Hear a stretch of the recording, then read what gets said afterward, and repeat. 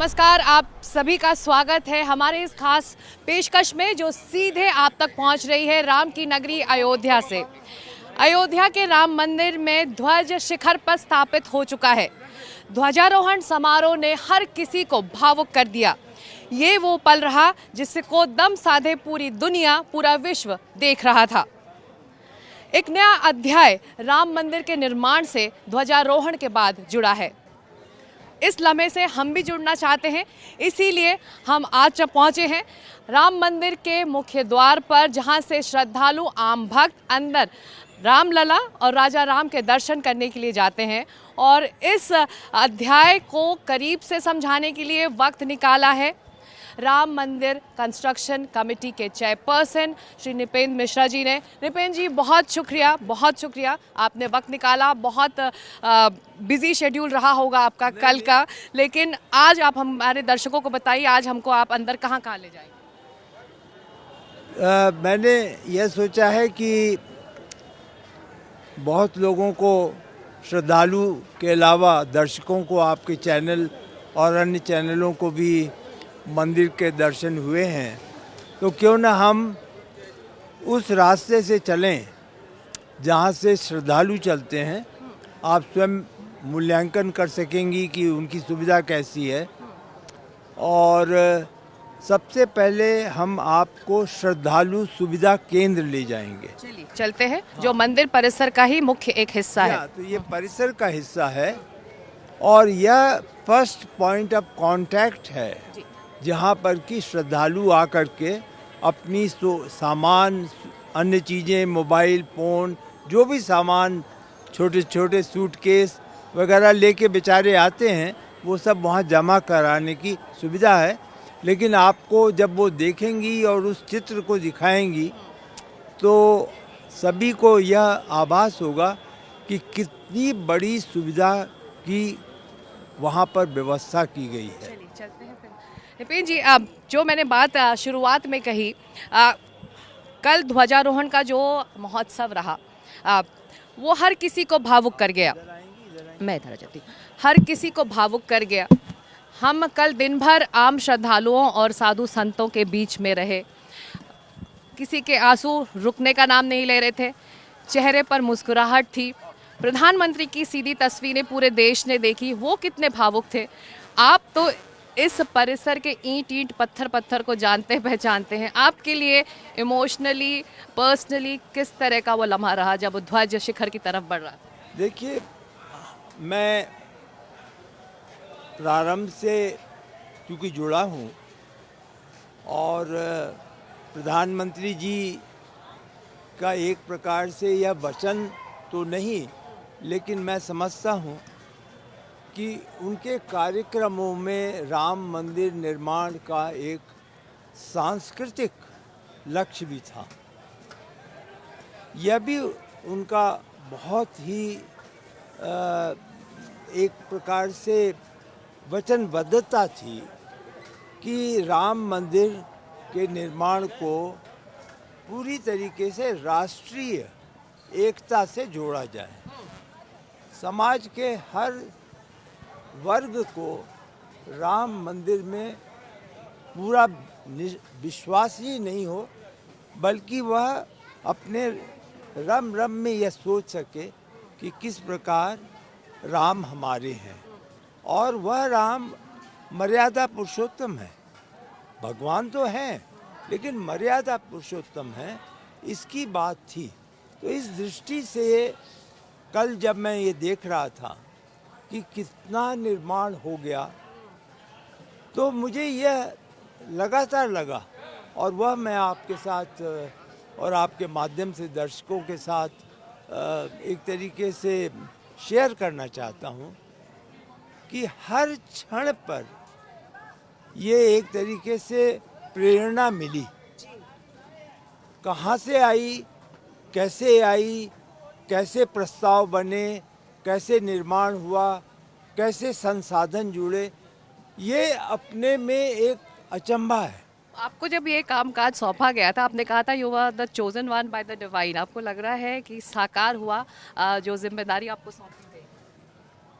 जी, मैं ये ज़रूर समझता हूँ कि एक दैविक तो था ही, और उसकी पूर्णता में इमोशंस के अलावा एक ह्यूमिलिटी ज़्यादा आ रही है।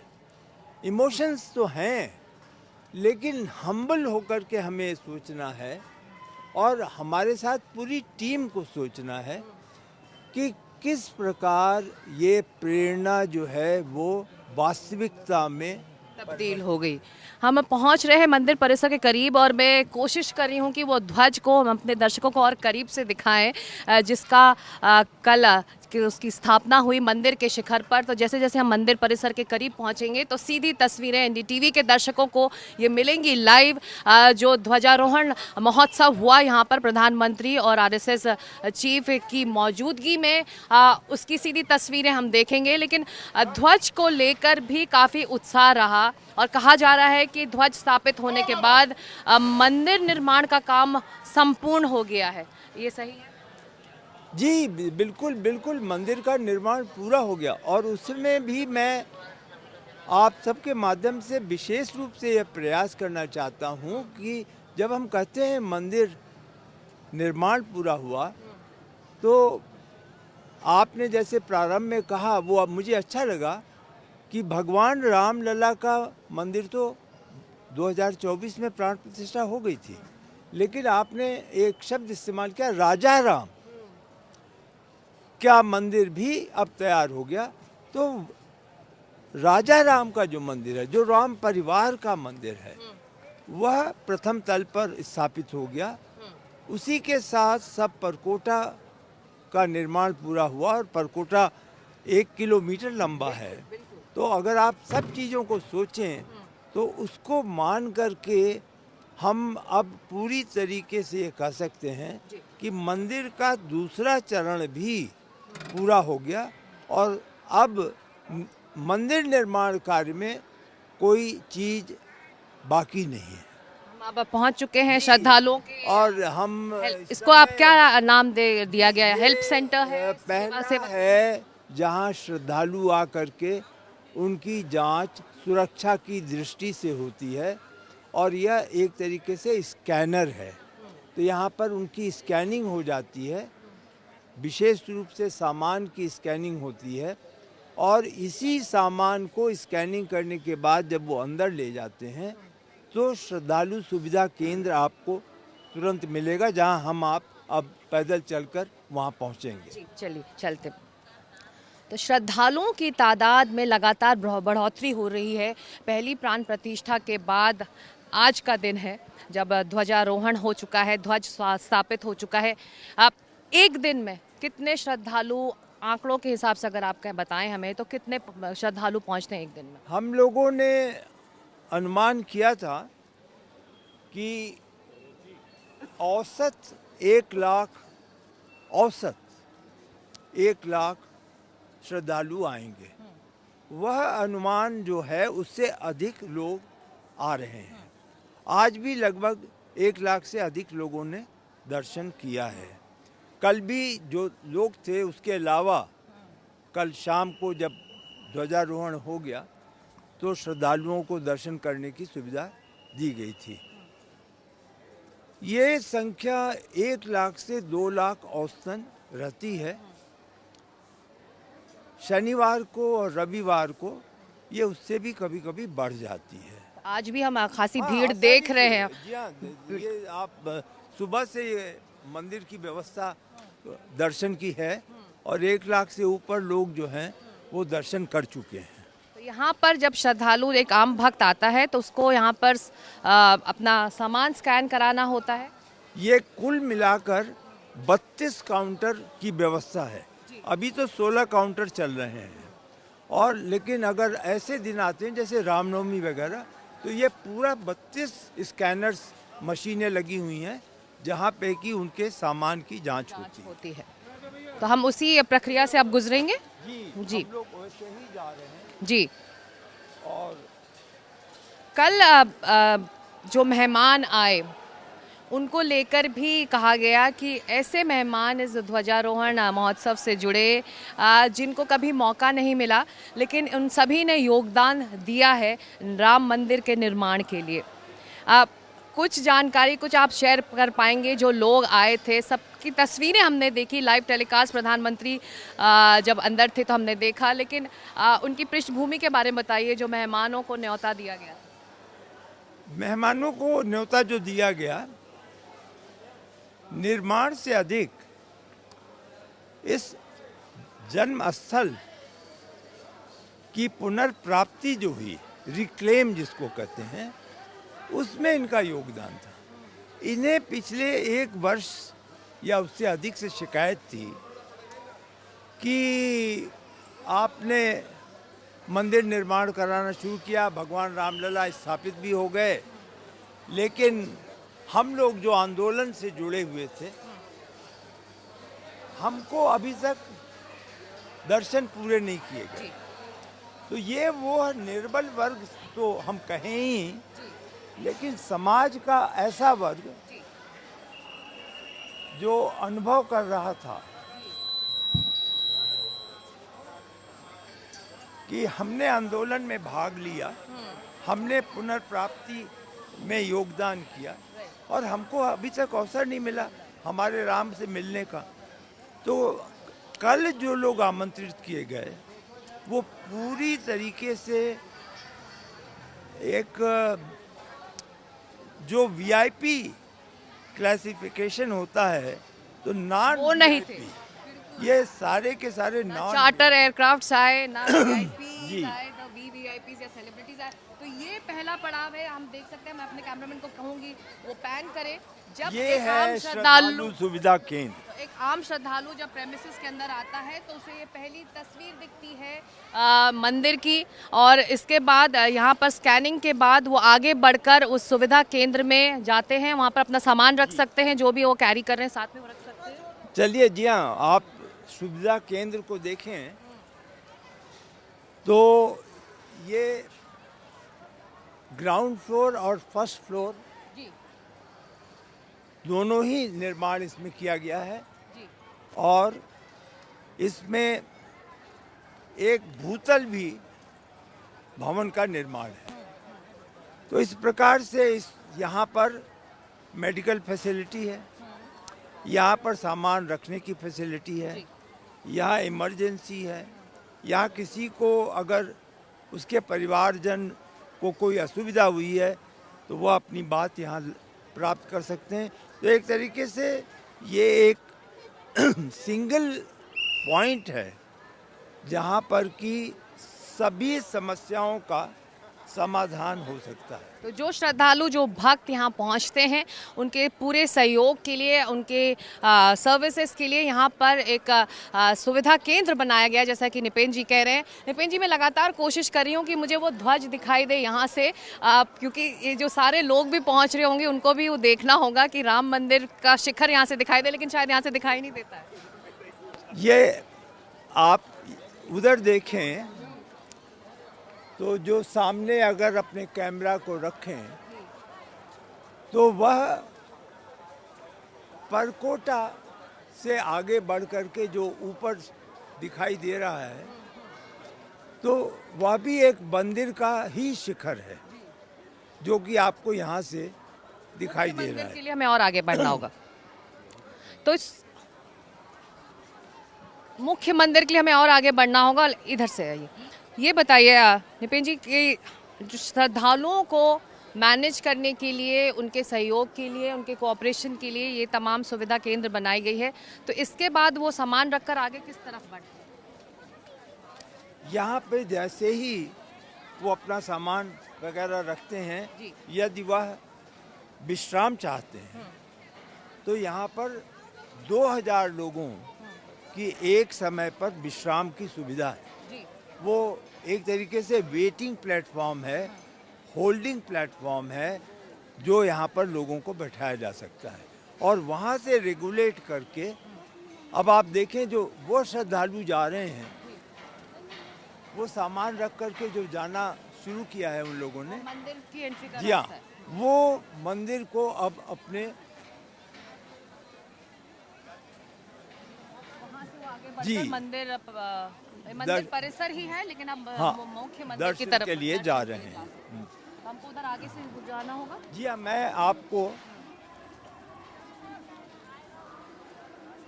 जो मेहमानों की बात हो रही थी, किसको बुलाया किसको नहीं बुलाया, तो तमाम ये सवाल भी उठे कि हमको नहीं बुलाया, ये विवाद भी उठा, इस पर राजनीति भी हो रही है, बहस हो रही है।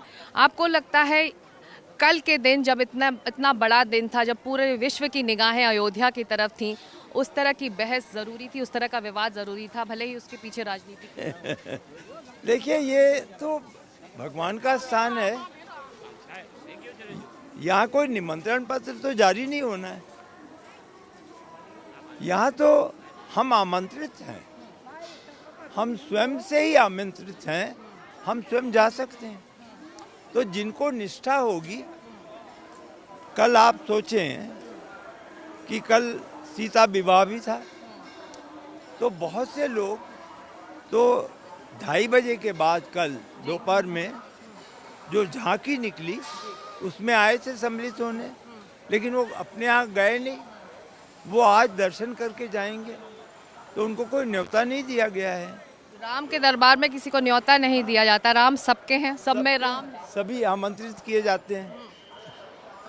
हमने सुविधा को बढ़ाने की दृष्टि से एक अन्य ये निर्माण कार्य भी लिया, जी, जिससे कि यदि हमारा लक्ष्य ये है कि कोई भी व्यक्ति जो आए श्रद्धालु 20 मिनट में अपना सभी सामान जमा करके और दर्शन के लिए पहुंच जाए, तो उसको यहाँ पर केवल 10 मिनट में डिस्पोजल हो, तो 64 काउंटर तो यहाँ हैं और ऐसे ही दूसरी तरफ भी काउंटर बनाए। आप जो लोग परिसर की तस्वीरें देखते हैं या फिर जो लोग भक्त यहाँ आते हैं, वो कहते हैं कि हमने सुना है कि मंदिर निर्माण का काम ख़त्म हो गया, लेकिन इस तरह के कंस्ट्रक्शन को देख कर, इस तरह के काम को देखकर उन्हें लगता है कि ख़त्म नहीं हुआ है।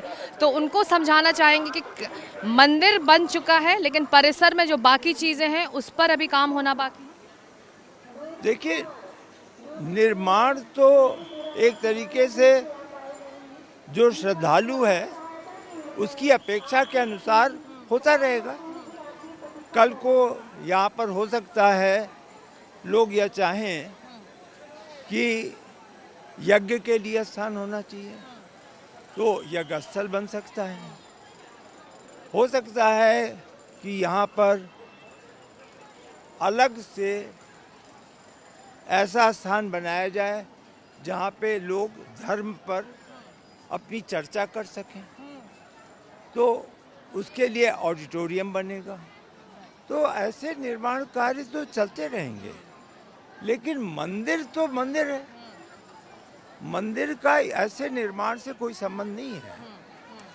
तो मंदिर का काम पूर्ण हो चुका है, परिसर में जो बाकी जो पेरिफेरी में काम होना है वो चलता रहेगा, जो आवश्यक है, जी जी जो हमेशा बढ़ते रहेंगे, अपेक्षाएं बढ़ती रहेंगी, लोगों की जो एक तरीके से डिमांड नहीं बल्कि एक्सपेक्टेशन लेवल है वो बढ़ता रहेगा। हम चाहेंगे हमारे दर्शकों को, निपिन जी, पिछले बार हम रामलला के मंदिर गए थे, गर्भगृह को आपने दिखाया था, राम दरबार भी हम पहुंचे थे, पर कोटे को हमने थोड़ी विस्तार से, अगर आप हमें आज वो दिखा सके इसके बाद तो अच्छा होगा। हम अवश्य अब आपको परकोटे के पास ले चलेंगे। हम अभी आपको जो है एक ऐसी मूर्ति की ओर ले जा रहे हैं जिन्होंने कि वाल्मीकि रामायण के बाद हाँ।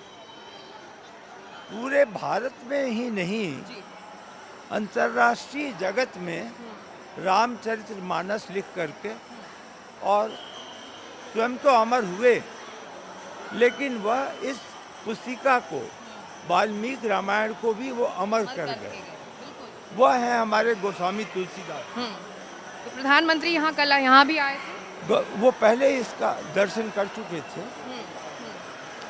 क्योंकि कल के कार्यक्रम में समय सीमा थी तो यहाँ नहीं आ सके, लेकिन आप अपने कैमरामैन से तो ये बताइए कि जिस तरह से यहाँ पे मंदिर बना हुआ है और ये जैसे वाल्मीकि मंदिर है यहाँ पर, तो जो यहाँ पर श्रद्धालु या फिर आम भक्त यहाँ पहुँच रहे हैं, उनको अगर जानकारी चाहिए कहाँ क्या है तो उनको कैसे बताया जाए? ना ना ना, माफ करिएगा, ये गोस्वामी तुलसीदास जी, जी, हाँ, वाल्मीकि जी का मंदिर अंदर, ऋषि में है, जी, हाँ, वो वहाँ अलग है। तो ये यहाँ पर इसलिए रखा गया कि आम जनता को रामचरितमानस के जुड़ाव की शुरुआत किसने की, वो ये, तो आम तो इसलिए चुना गया कि इनको, इनकी मूर्ति यहाँ पर है। सबसे पहले प्रवेश पर ही रखी जाए। तो इनको जानकारी देने के लिए जो आम श्रद्धालु वहाँ पहुँच रहे हैं, इसको लेकर कोई इंतज़ाम रहता है, कोई वॉलंटियर्स रहते हैं इनको बताने के लिए? यहाँ पर 3 लोग लगातार रहते हैं, जो इनके बारे में कोई प्रश्न होगा तो उसके बारे में जानकारी करेंगे, बताएंगे।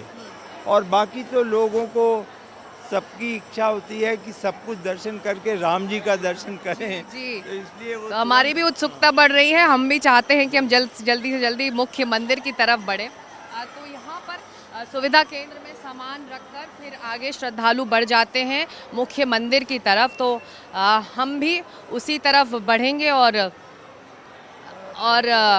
आगे देख सकते हैं यहाँ पर ये सुविधा केंद्र, जो बात निपेन जी कह रहे थे कि अपना सामान अगर वो रखना चाहे, विश्राम करना चाहें, कुछ वक्त गुजारना चाहे मंदिर परिसर के अंदर, तो आम श्रद्धालु, आम भक्तों के लिए ये सुविधा केंद्र बनाया गया है। और इसकी तैयारी भी आप देख रहे हैं कि किस तरह से मंदिर परिसर, जो कि मंदिर का हिस्सा है, उसी तरह से इसको कंस्ट्रक्ट भी किया गया है कि ये मंदिर से अलग ना लगे। अब हम कहाँ जा रहे हैं निपेन जी? हम लोग अब चलेंगे आपको जी। यहाँ पे एक अंगद टीला है, यहाँ 2 स्थानों पर 2 राम भक्त, जिनको हम वैसे तो पशु कहते हैं जी, उनको भी यहाँ पर रखा गया है। आपको मालूम होगा, एक गिलहरी जी हैं, ये गिलहरी हैं। इनकी भी अहम भूमिका रही राम के लिए, राम के जीवन में, और इनको भी यहाँ स्थापित किया गया है। या तो बहुत लोगों की मांग थी कि यहाँ पर गिलहरी जी की, और एक कुबेर टीला है जहाँ पे कि जटायु जी हैं। हाँ, वो हम पिछली बार लाभ लेके गए थे। हाँ, जी जी। तो वहाँ पर जटायु जी की व्यवस्था रखी गई है। अब हम आगे बढ़ेंगे मंदिर परिसर की तरफ। हाँ जी हाँ, अब हम लोग सप्तऋषि आश्रम और परकोटा तक जाएंगे। सप्तऋषि आश्रम, जहाँ पर सामाजिक समरसता का एक भाव दिखता है। सबसे पहले मंदिर परिसर में पहुंचकर प्रधानमंत्री भी वहीं गए थे, वहाँ पर उन्होंने दर्शन किया था। हमारे दर्शकों को बताइए, जो सप्तऋषि हैं उसका अभिप्राय क्या है? सप्तऋषियों में निषाद राज को भी वहाँ जगह मिली है, शबरी को भी मिली है, देवी अहिल्या को भी मिली है, और बाकी जो ऋषि रहे भगवान राम से जो जुड़े, उनको भी वहाँ पर स्थापित किया। देखिए, वो विशेष चयन किया गया, और सर्वप्रथम तो महर्षि वाल्मीकि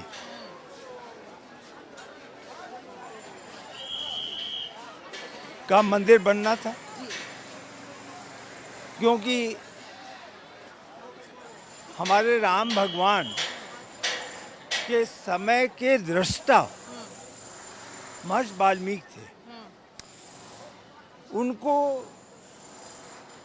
यह आभास था कि क्या क्या घटनाएं किस प्रकार हुई, जिसे उन्होंने वाल्मीकि रामायण में लिखा। जब महर्षि वाल्मीकि का मंदिर बना, और हमारे आदरणीय प्रधानमंत्री जी की उस बारे में विशेष निर्देश तो नहीं, प्रेरणा थी कि यह मंदिर तो सामाजिक समरसता का प्रतीक होना चाहिए, तो वह बना मंदिर।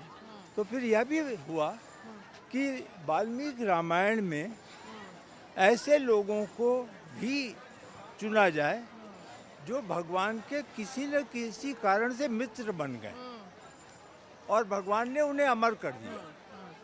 तो उस दृष्टि से निषाद राज जी को चुना गया, उनका मंदिर बने। फिर सबरी माता का मंदिर चुना गया, जी उन्हें रखा गया। आपको अहिल्या जी की कथा मालूम है कि किस प्रकार से वह पुनः साकार हुई, तो उनका मंदिर बनाया गया। फिर भगवान राम बाल काल से मर्यादा पुरुषोत्तम तक जो उनकी भूमिका रही, जी तो प्रारंभ में उनके जो वशिष्ठ जी थे, बाद में विश्वामित्र जी आए तो उनका भी मंदिर बना, और अगस्त्य मुनि। तो इस प्रकार से 7 मंदिरों वो सप्तऋषि मंडप कहा जा का रहा है। मंडप हुआ। और यह सोचा गया, ये बहुत ही, आप जहाँ खड़ी हैं आप देखें तो लैंडमार्क भी बन गया, मैं देख रही हूँ यहाँ पर लोग तस्वीरें खींच रहे हैं, सेल्फीज ले रहे हैं। तो ये एक मुख्य सेल्फी का केंद्र बन गया है। मुख्य सेल्फी केंद्र भी है मंदिर परिसर के अंदर, आप देख सकते हैं। ये सीधी तस्वीरें और पहली तस्वीरें हैं हमारे दर्शकों के लिए, सिर्फ और सिर्फ एनडीटीवी पर मंदिर परिसर से सीधा लाइव हम आपको जोड़ रहे हैं। इस वक्त ये तमाम श्रद्धालु दर्शन करने के लिए आए हुए हैं और अब हम मुख्य मंदिर परिसर की तरफ बढ़ रहे हैं, परकोटे की तरफ बढ़ रहे हैं, जहां से हमें राम जी का मंदिर दिखाई देगा। और कल जो ध्वज का अवरोहण हुआ है, वो ध्वज भी हम अपने दर्शकों को लाइव यहाँ पर सीधे दिखाएंगे। तो सीधी ये आम रास्ता है क्या, यहाँ से श्रद्धालु जा पाते हैं अंदर?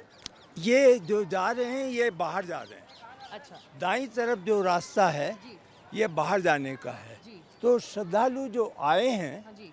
वो अंदर से दर्शन करके अब ये दक्षिण दिशा में मंदिर के हम आ गए हैं। हाँ। और तो हम सुविधा केंद्र को पीछे छोड़कर हाँ, हम मंदिर की तरफ हाँ। आगे बढ़ेंगे। तो मंदिर की तरफ बढ़ रहे पर हैं। निपिन जी, जो बात आप कह रहे थे, जो मैंने आपसे भी पूछा कि सामाजिक समरसता की मिसाल यहाँ पर मिलती है सप्तऋषि मंडप में, लेकिन इसको ही इनविटेशन को लेकर, न्योते को लेकर चैलेंज कर दिया गया कि मैं इस जाति का हूँ तो मुझे नहीं बुलाया गया। लेकिन यहाँ पर जिस तरह से, जिस भाव से और जिस थॉट से ये पूरा मंदिर बना है, और ये विवाद तो उसके बिल्कुल ऑपोजिट है। भगवान राम जब निषाद जी को उन्होंने अपना मित्र बनाया तो उन्होंने यह तो पूछा नहीं कि आपकी जाति क्या है। भगवान राम ने जब फल खाए और सबरी माता के, तो उन्होंने यह तो नहीं पूछा कि उनकी जाति क्या है। तो ऐसी बातें होनी ही क्यों चाहिए। पूरा देश भगवान राम का है और हम सबका केवल एकमात्र लक्ष्य यह है कि हर श्रद्धालु के रोम रोम में जो भगवान बसे हैं उसके अनुसार हम यहाँ सुविधा दे सकें। तो ये निमंत्रण पत्र वगैरह तो बहुत छोटी बात है। नहीं, अगर एक सांसद कहता है कि जो स्थानीय सांसद है कि मैं इस जाति का हूँ इसलिए नहीं मुझे बुलाया गया, तो ये विवाद बन गया ना कल के दिन। कैसे संभव होगा। और जहाँ तक स्थानीय सांसद जी, मैं उन्हें आदर करता हूँ, मैं उनके कम से कम मैं उन्हें 25 वर्ष से तो जानता हूँ। तो वो तो अयोध्या में रहते हैं, उनको तो वो सौभाग्य प्राप्त है कि वो प्रतिदिन आकर के दर्शन कर सकते हैं। उनके लिए निमंत्रण पत्र क्या मायने रखता है। उनके जीवन में तो राम उनके शहर में हैं, जन्म स्थान है, अयोध्या धाम है। तो ऐसा भाग्यशाली सांसद जी कहाँ होगा जी। हा?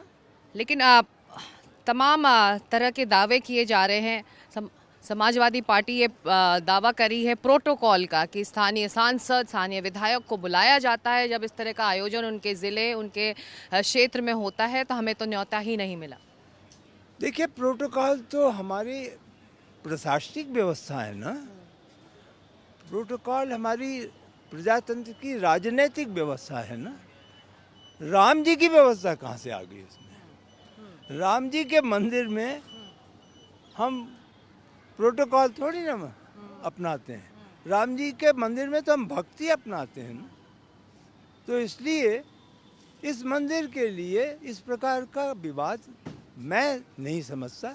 यद्यपि हर एक की अपनी राय है और हर की राय इस प्रजातंत्र में कोई मनाही नहीं है, लेकिन मेरा स्वयं का मत यह है कि ऐसे अवसर पर विवाद को स्थान नहीं देना चाहिए। चलिए जल्दी से हम चलते हैं क्योंकि हमारे दर्शक भी इंतज़ार कर रहे होंगे मुख्य मंदिर देखने के लिए आज के दिन और उस ध्वज को देखने के लिए जो एक तरह से सत्य, शांति, मर्यादा का संदेश यहाँ अयोध्या से विश्व भर को भेज रहा है। जी, मैं विशेष रूप से आपका आभारी हूँ और आपके चैनल का कि आपने भी समय निकाल करके, सामान्य रूप से लोगों की रुचि होती है कि वह 25 तारीख का जो बहुत सारे लोग निपेन जी आ भी नहीं पाते हैं, कुछ उम्र की वजह से, कुछ फैमिली कंस्ट्रेंट, तो ज़रूरी है कि हम उनको अंदर मंदिर परिसर दिखाएं जो नहीं आ पा रहे हैं, जो घरों में बैठकर देख सकते हैं। और अभी जो श्रद्धालु भी हैं उनको सब कुछ अभी नहीं देखने का अवसर मिला है क्योंकि अनुमति सुरक्षा के कारण नहीं है। अब जैसे एक टीला जिसका कि उल्लेख मिलता है वो है नल नील का टीला। तो ये दाईं तरफ जो आप देख रही हैं ये नल नील का टीला है। जैसे आपने वहाँ अंगद टीला देखा और वहाँ पर आपने देखा गिलहरी जी का, तो उस प्रकार से अब ये टीला है। और इससे आगे जब चलते हैं तो करीब 15 एकड़ दाईं ओर जो है वह ग्रीन है और वह पंचवटी है। यहाँ पर सभी प्लांट, पौधे, रामायण में जो पौधों का उल्लेख है वह, ये सभी चीज़ें जो हैं वो इसमें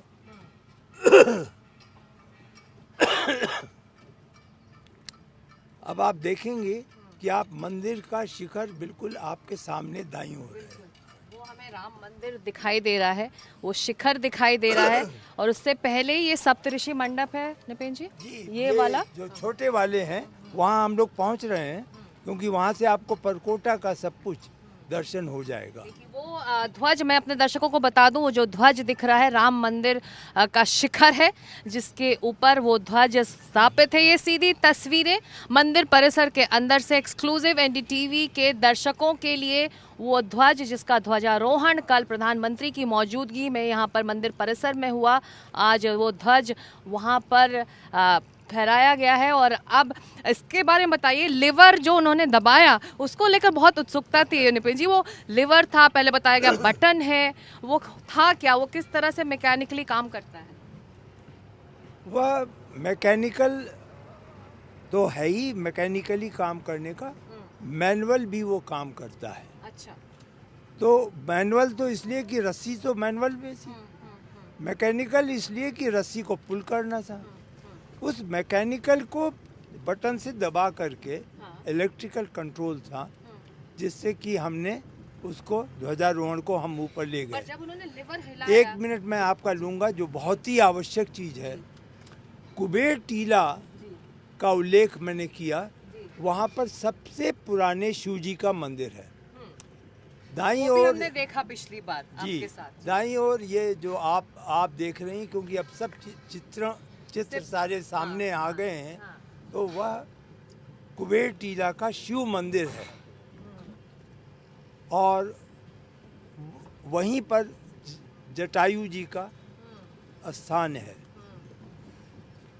फिर अब हम वापस आते हैं, आपने जो जानकारी चाहिए कि कैसे वो ध्वज ऊपर गया, तो उसको हम लोगों ने, और जाहिर है उसमें जो लोग विशेषज्ञ थे उनका योगदान था, उन्होंने यह व्यवस्था की थी क्योंकि उसमें यह भी देखना था कि वेट रस्सी का कितना होगा और वह रोप जो है वह इस प्रकार के वेट को हैंडल कर सकेगी कि नहीं।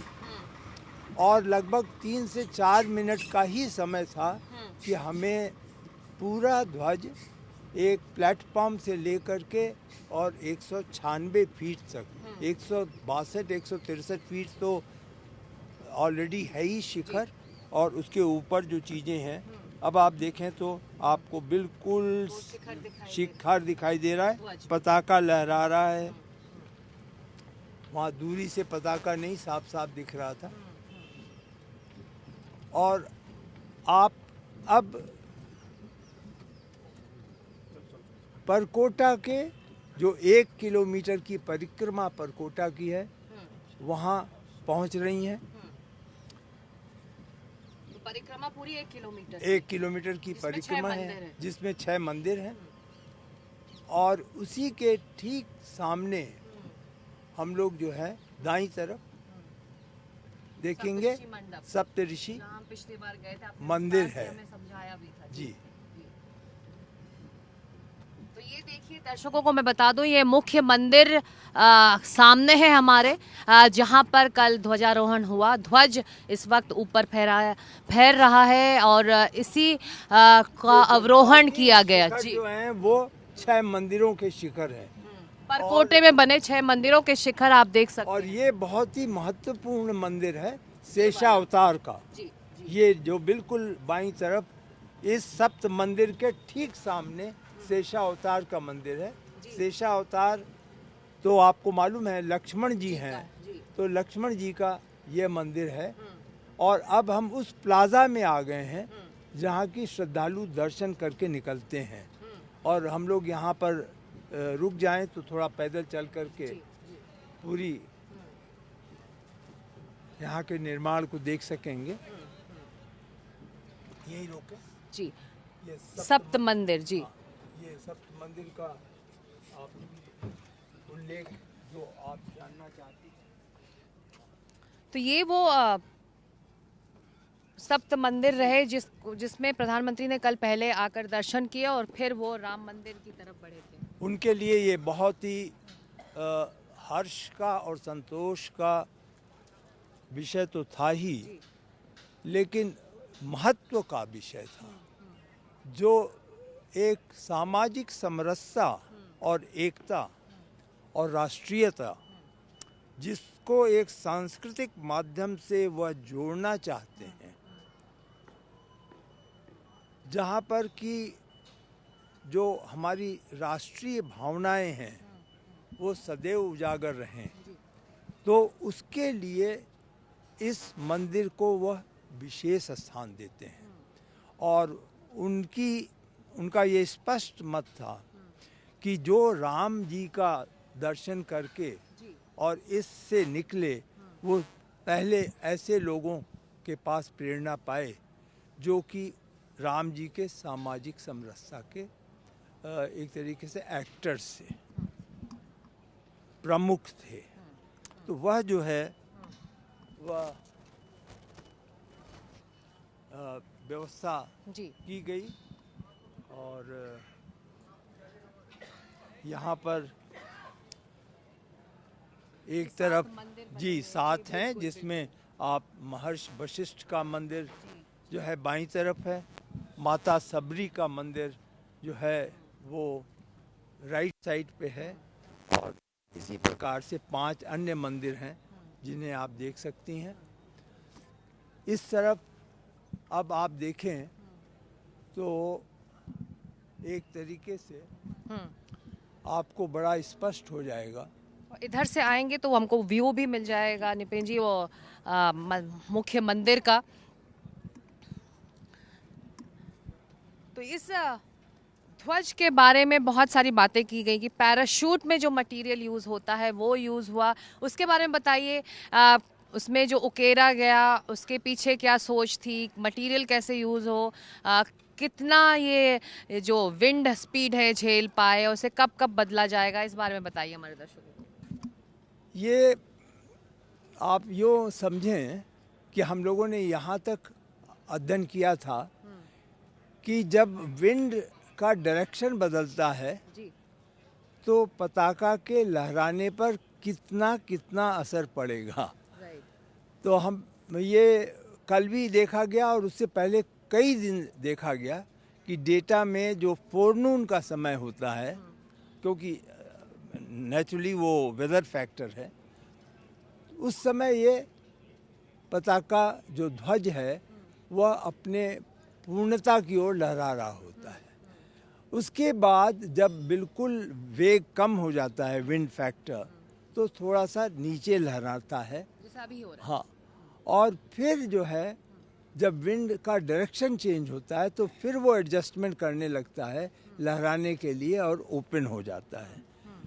इसकी साइज़ भी बहुत बड़ी है और पोल आपने देखा कि पोल से तो उससे मिला करके 11 फीट चौड़ा और 22 फीट का त्रिकोण है ये, जो कि यहाँ पर बनाया गया।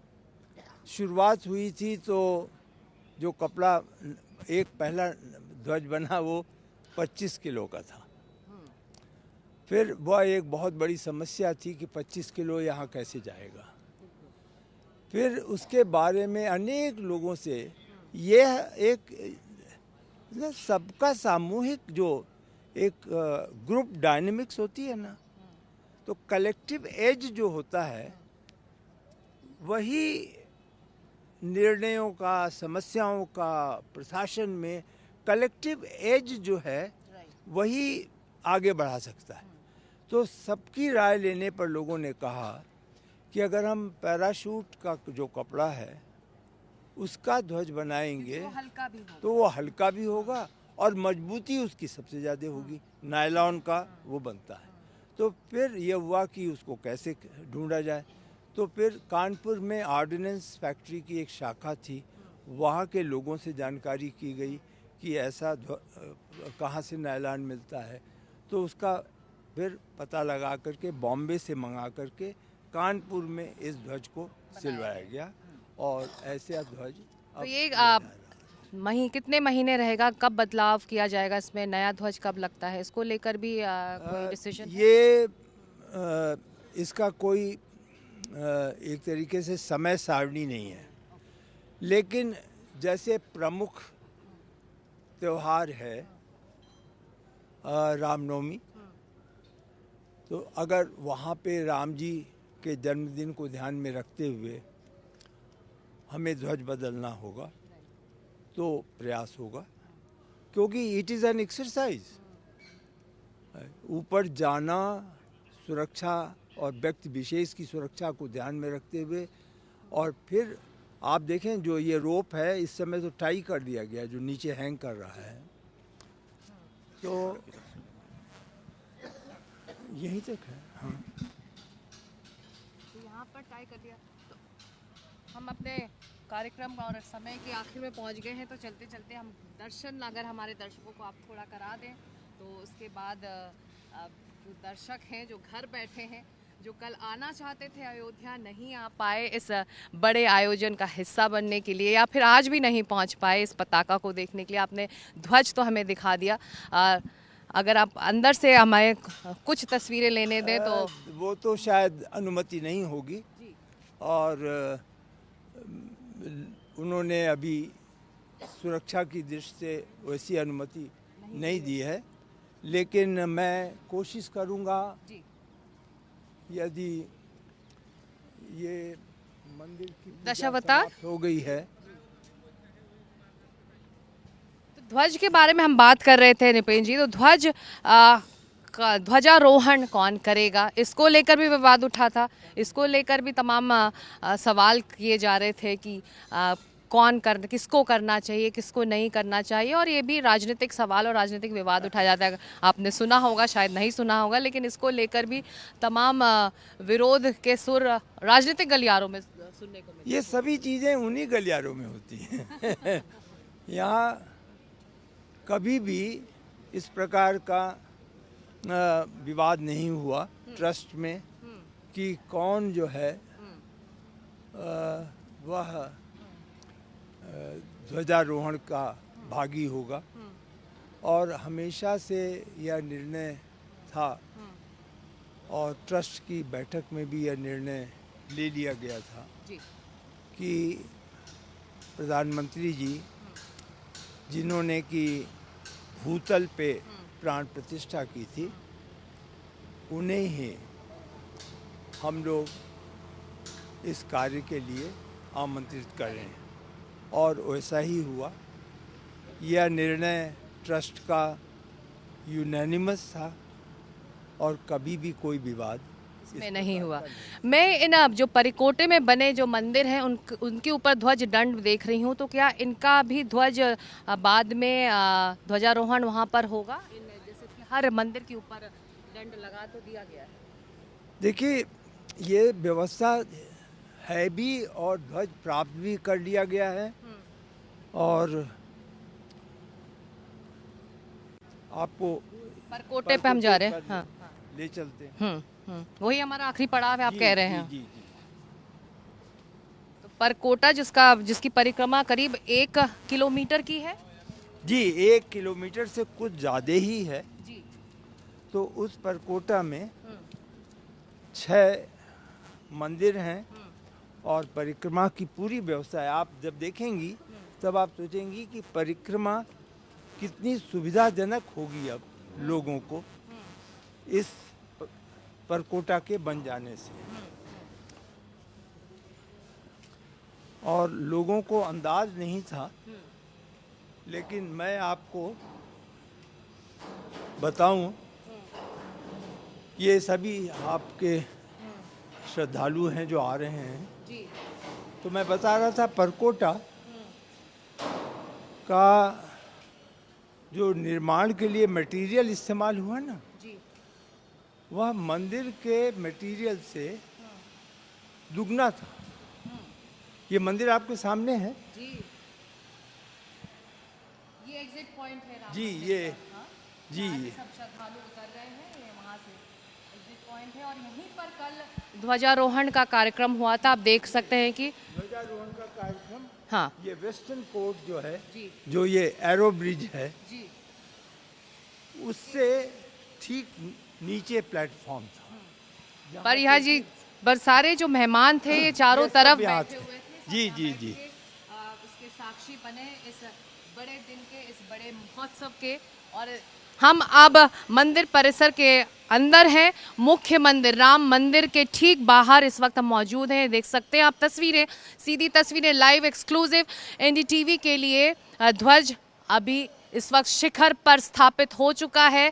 कल ये पूरा महोत्सव यहाँ पर मंदिर परिसर में मनाया गया और अब जैसा कि सभी साधु संतों ने भी कहा और निपेन जी भी कह रहे हैं, मंदिर का काम इस ध्वज के स्थापित होने के बाद संपूर्ण माना जाता है। जी हाँ, पूरी तरीके से पूर्ण हो गया है। सामने जो मैं आपको इशारा कर रहा हूँ, ये पूर्वी प्रवेश मार्ग है, जहाँ से कि वह सभी लोग श्रद्धालु आते हैं और ऊपर चढ़ करके मंदिर के 5 मंडपों में जाते हुए गर्भगृह में जाते हैं। गर्भगृह ये ठीक सामने है, भगवान यहाँ पर स्थापित हैं। एक चीज़ और आप कैमरेमैन से कहिए, वो देश में ही नहीं, अंतर्राष्ट्रीय जगत में अनोखी है। वह ये आप ये खिड़कियाँ देख रही हैं जो चमक रही हैं सोने जैसा, ये खिड़कियाँ कुल मिलाकर ग्राउंड फ्लोर, फर्स्ट फ्लोर और सेकंड फ्लोर में 30 खिड़कियाँ हैं। ये टाइटेनियम की बनी है। टाइटेनियम धातु का कभी भी आज तक उपयोग किसी भी निर्माण कार्य में, भवन निर्माण कार्य में आज तक कभी भी कहीं भी नहीं हुआ है। ये धातु मिलती भी नहीं है, ये इनडिस्ट्रक्टिबल है। ये धातु यानी एक तरीके से कभी डिस्ट्रॉय नहीं होती। सेंचुरीज तक चल हाँ, सकती है। और जो सबमरीन के नीचे बेस होता है ना, उसमें टाइटेनियम का इस्तेमाल होता है। इसलिए ये देश में रक्षा मंत्रालय के नियंत्रण में ही टाइटेनियम का उत्पादन होता है। उससे यह झांकी बनाई गई, जो कि अपने में एक निर्णय था। ये भी बहुत विचार किया गया और कुछ कारण से जैसे कि सोचा गया कि टाइटेनियम की ही यहाँ पर झांकी बनाई जाए। नितिन जी, एक आखिरी सवाल मैं आपसे पूछना चाहूंगी कि प्रथम तल आपने दिखाया था पिछली बार, राम दरबार था, उसके ऊपर का तल तैयार हो रहा था, क्या वो तैयार हो हाँ चुका जी है? हाँ, बिल्कुल तैयार है। वहाँ पे वो तंत्र भी रखा गया है, राम जी का तंत्र भी है। उस गर्भगृह में केवल ऐसे रामायण को रखा जाएगा जो कि रेयर मैन्युस्क्रिप्ट और एंशिएंट मैन्युस्क्रिप्ट रामायण के हों, कोई और नहीं। तो केवल रामायण मैन्युस्क्रिप्ट डिफरेंट लैंग्वेजेस में, अन्य स्टेट के लैंग्वेजेस को भी मिला करके वह गर्भगृह में वो रखा कब तैयार हो जाएगा? वह गर्भगृह पूरा हो गया है, तंत्र रख दिया गया है, एक वहाँ रामायण भी है। अब रामायण की हम बहुत खोजबीन कर रहे हैं कि rarest of the rare manuscript उस एज की कहाँ है। बहुत सूचनाएं मिली हैं, संस्कृति विश्वविद्यालयों में ढूंढा गया है। अभी आपने अखबार में पढ़ा होगा, कुछ लोगों ने राष्ट्रपति जी का जो म्यूज़ियम है राष्ट्रपति भवन में, वहाँ कुछ रामायण दिए गए हैं। तो हमें जहाँ खबर मिल रही है हम वहाँ जा कर के कोशिश करते हैं कि ये एक और चीज़ आप यहाँ पर अपने कैमरामैन से कह दें, जो लोअर प्लिंथ पे कहा जाता है राम कथा होगी, वो ये ठीक सामने देखें आप। ये कुल मिलाकर के स्टोन के 89 म्यूरल्स हैं जो चारों तरफ लगे हुए हैं। तो यह पूरी राम कथा को बयान पूरी राम कथा का वर्णन इसमें आपको मिलेगा। तो जो चर्चा में रहता है कि लोअर प्लिंथ के म्यूरल्स हैं, तो एक तो वह बहुत महत्वपूर्ण होता है। ये भी शायद ही लोगों ने दिखाया हो, ये सीता कूप है ये वाला जी, ये ठीक सामने जिसपे फूलों की लड़ी लगी हुई है, ये जो मंडप नुमा दिख रहा है। जी हाँ। जी। और लोगों को विश्वास है इसमें पानी भी है, बहुत से लोग पानी पीते हैं, उन्हें विश्वास है, तो इसलिए इसकी व्यवस्था रखी गई है, सुरक्षित रखा गया है और पानी पीने की व्यवस्था है। संजय, ये जो बता रहे हैं हमारे कैमरा पर्सन को मैं बोलूँगी, सीता कूप के बारे में निपेन जी बता रहे थे, जिसमें पानी है और जिसको आस्था है वो यहाँ का पानी भी पीता है। परकोटा में जी जी, ये अंतिम आप देख लें, इस प्रकार के म्यूरल्स हैं। जैसे ये भगवान विश्वकर्मा का द आर्किटेक्ट गॉड, उनका यह म्यूरल है। आपने देखा होगा हम लोग वर्ष में एक बार विश्वकर्मा दिवस मनाते हैं, तो ये वह है। और ऐसे कुल मिलाकर के हर पैनल पे आप देखें वहाँ 79 म्यूरल्स हैं पूरे 1 किलोमीटर में, और हर एक पर कथा है। और ये चुने कैसे गए, तो उसका आधार ये था कि मर्यादा पुरुषोत्तम के मैसेज को जो ले गए बाद में अपने जीवन से, जीवन शैली से, उनको इसमें हमने प्रमुखता दी। तो इस प्रकार ये इधर चारों तरफ, कल प्रधानमंत्री जी ने इनको देखा भी था विशेष रूप से, और इनको म्यूरल्स को रखा गया है। मुझे पता है कि आपको जाना है, वक्त बहुत कम है, तो मैं चाहूँगी कि हम अपने कार्यक्रम का जो अंत समापन यहीं करें। राम मंदिर के ठीक सामने, ध्वज के ठीक नीचे, वो ध्वज जिसको दम साधे कल पूरी दुनिया देख रही थी, ये ध्वज अब स्थापित हो चुका है। राम भक्त, आम श्रद्धालु जो यहाँ पहुँच रहे हैं, इसकी एक झलक पाने के लिए पहुँच रहे हैं। और जैसा कि हम लगातार कह रहे हैं, राम मंदिर का काम संपूर्ण हो चुका है इस ध्वज की स्थापना के बाद। तो ये सीधी तस्वीरें, एक्सक्लूसिव तस्वीरें थी एनडीटीवी के दर्शकों के लिए। बहुत शुक्रिया निपेन जी, आपने वक्त निकाला। एक बार फिर प्राण प्रतिष्ठा 2.0 के बाद आपने तुरंत हमें राम दरबार के दर्शन कराए थे, और अब आपने मौका दिया कि हमारे जो दर्शक हैं उस ध्वज को करीब से हमारे ज़रिए ही सही देख सकें। बहुत बहुत धन्यवाद आपको और आपके चैनल को कि आपने जो है इस कार्यक्रम को कवर करने का निश्चय किया, क्योंकि अधिकांश लोगों की रुचि होती है कि जो कार्यक्रम प्रमुख 25 तारीख को था वह दिखलाने का प्रयास करें। आपने यह आवश्यक पाया कि श्रद्धालुओं को जो यहाँ नहीं आ पा रहे हैं उनको पूरे मंदिर से परिचय करा दिया जाए। उसमें कुछ अंश हम आप बातचीत करके पूरा कर पाए हैं, इसके लिए आपको धन्यवाद। बहुत बहुत शुक्रिया, थैंक यू। तो हमने देखा, ये सीधी तस्वीरें थी सीधे मंदिर परिसर से, राम मंदिर के ठीक बाहर हम मौजूद हैं। ऊपर ध्वज लहरा रहा है जिसकी स्थापना कल ही की गई थी।